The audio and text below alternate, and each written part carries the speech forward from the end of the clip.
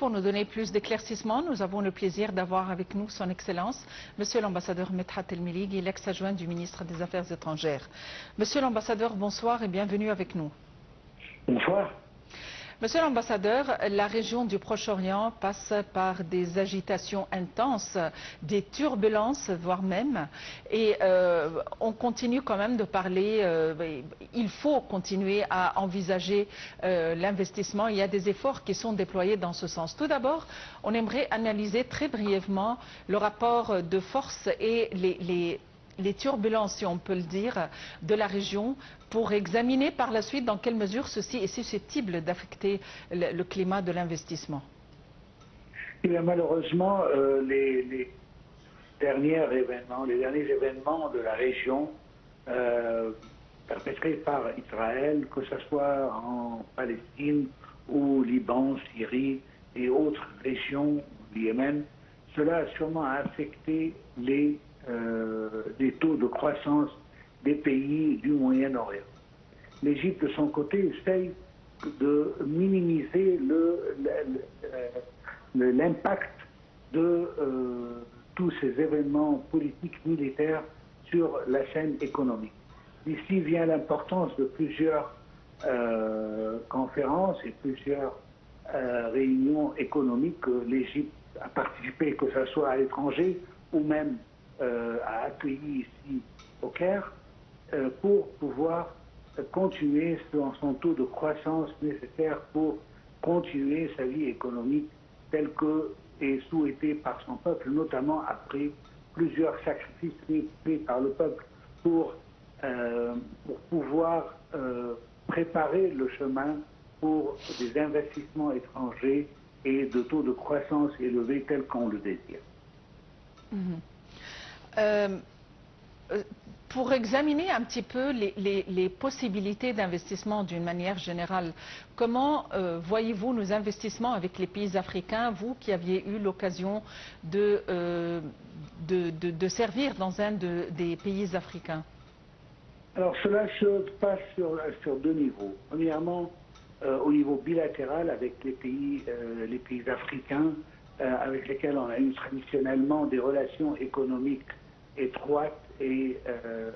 élaborées d'un côté, et d'autre côté aussi dans le plan des blocs économiques africains, notamment avec les pays de la rivière du Nil, de bassin du Nil, comme on les appelle. Alors avec ces pays-là, il y a une certaine priorité parce que ce sont notre arrière stratégique, si j'ose dire. Et ici vient l'importance d'accroître les relations économiques avec les pays africains, tels qu'on l'a vu avec les pays du COMISA, du pays de SODIC et autres blocs économiques sur le continent africain. Et sur le plan bilatéral, on a vu tous et on a observé les plusieurs visites faites par son Excellence, même le président de la République, et signé même beaucoup d'engagements et de mémorandums d'entente pour pouvoir accroître le taux d'échange avec ces pays africains tel que a été destiné par le gouvernement. Comment est-ce qu'on peut améliorer les relations avec quel pays qu'on doit commencer avec, et ainsi de suite. Alors, comme je viens de le préciser, alors il y a des efforts déployés par le gouvernement, par le président de la République afin d'accroître. Il manque aussi une meilleure contribution du secteur privé, tel que le souhaite le gouvernement avec ces pays africains, de sorte qu'on peut arriver à un meilleur taux de croissance avec ces pays. À votre avis, quelle est la raison derrière le choix de l'Égypte comme une des destinations prioritaires pour les investissements en Afrique? Alors, comme je l'ai précisé plus clairement, alors n'oublions pas que l'Égypte s'est engagée à améliorer l'infrastructure économique du pays depuis la prise du pouvoir du président El-Sisi, et on a essayé et on a travaillé beaucoup sur l'infrastructure, que ce soit dans le domaine du transport ou le domaine économique en général, mais surtout c'est de préparer le chemin pour qu'on puisse attirer plus d'investissements économiques, d'investissements dans les domaines dont l'Égypte en a besoin, notamment dans le secteur de l'énergie verte surtout, après que l'Égypte s'est engagée depuis la COP27 qui s'est tenue à Sharm el-Sheikh d'être un pays pionnier dans le domaine de l'énergie verte. Et comme on l'a vu assez récemment avec plusieurs contacts, que ce soit des pays arabes du Golfe qui ont investi en Égypte, qui pensent à investir davantage, ou même avec nos partenaires européens que eux aussi on essaye d'attirer pour plus d'investissements en Égypte, notamment dans la région du canal de Suez et autres projets, méga projets égyptiens qui sont préparés pour les investisseurs et qu'on a fait de notre mieux pour avoir un environnement qui attire ces investisseurs ici avec que ce soit des nouvelles règles économiques et de nouvelles lois économiques, de sorte que le chemin ou bien que l'investissement soit plus approprié pour les demandes de l'investissement international. Alors je trouve que l'Égypte de son côté, malgré tous les défis de la région, essaye de son mieux pour attirer plus d'investissements étrangers en Égypte, et je pense que les mois et les années qui viennent vont recevoir beaucoup plus après que, comme je l'ai déjà dit, les Égyptiens se sont sacrifiés de leurs propres besoins pour pouvoir améliorer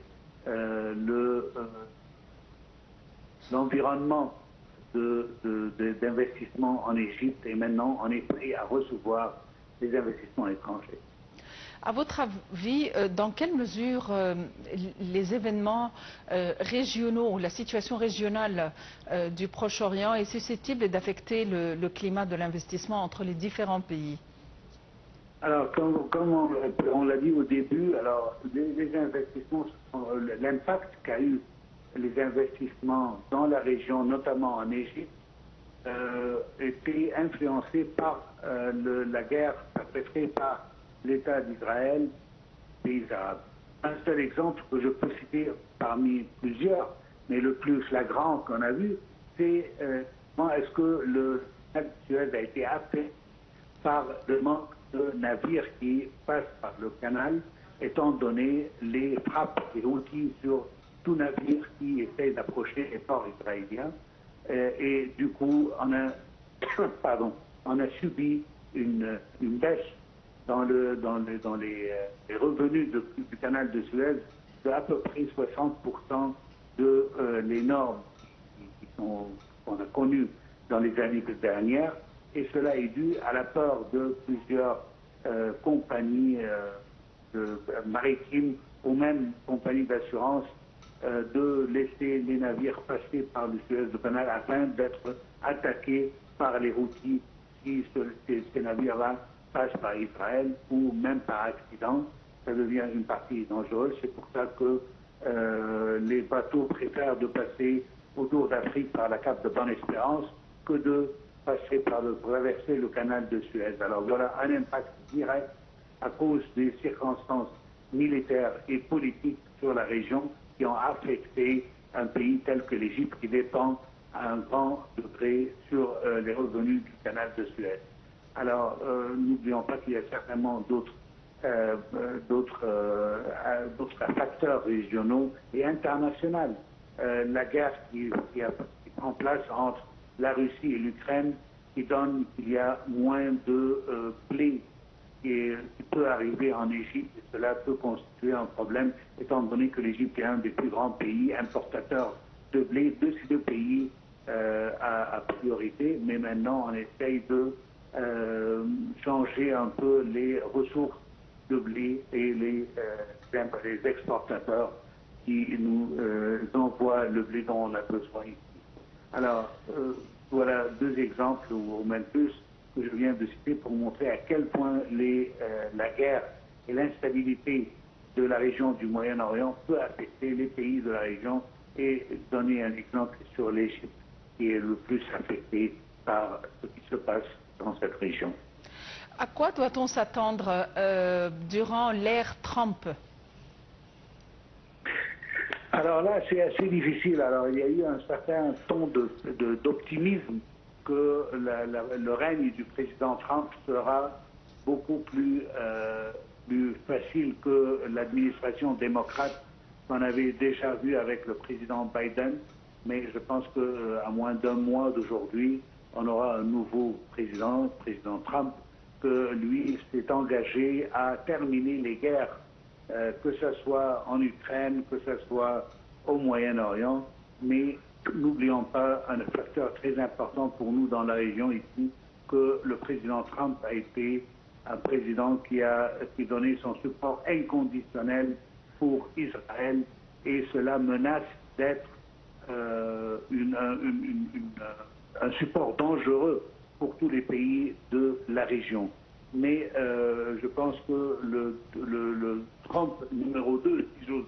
utiliser cette expression, sera différent du Trump numéro 1, qui avait une ambition d'être réélu, et maintenant qu'il est réélu, il n'a pas l'intention de devenir un président pour une troisième fois. Alors il va faire de son mieux de marquer sa période de règne, de terminer peut-être tous les guerres de la région d'une manière satisfaisante. Mais je pense que ça sera satisfaisant à l'État d'Israël et non pour tous les pays de la région. On attend encore, que la situation n'est pas claire, malgré que les nominations du président Trump jusqu'à maintenant promet d'être une période très difficile pour les pays arabes. On veut garder notre optimisme, mais je pense que quand on choisit des noms qui sont connus pour être contre les pays arabes, d'être des islamophobes à quelques points, d'être des supporters inconditionnels d'Israël, alors je ne trouve pas beaucoup de raisons pour cet optimisme. Mais je pense que peut-être, étant donné la vue stratégique du président Trump, du point de vue économie, étant donné qu'il est un homme d'affaires, qu'il va essayer peut-être de booster les relations économiques avec les États-Unis. Et est-ce que cela va être aux dépenses des relations avec d'autres blocs économiques tels que le BRICS, par exemple? N'oublions pas que le Excellence, Monsieur l'ambassadeur Medhat El-Meligui, on aurait aimé souhaiter en savoir plus, évidemment, mais notre temps est terminé et nous devons conclure notre rencontre. Donc, je le répète, vous êtes l'ex-adjoint du ministre des Affaires étrangères. Reste à vous remercier pour votre attention, à vous souhaiter une excellente fin de soirée, un bon week-end et à la prochaine.